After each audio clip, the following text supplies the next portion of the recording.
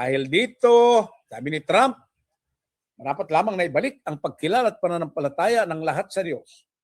Ganito pa po ang kanyang sinabi. You just can't have a great country if you don't have religion. Belief gives meaning and accountability to life and leadership. You have to believe in something.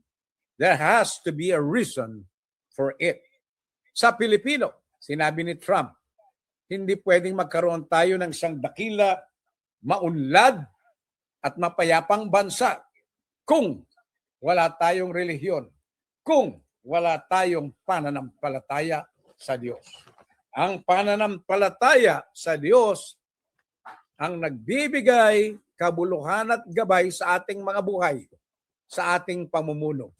Sabi ni Trump, kung wala tayong pananampalataya sa Diyos, walang mangyayari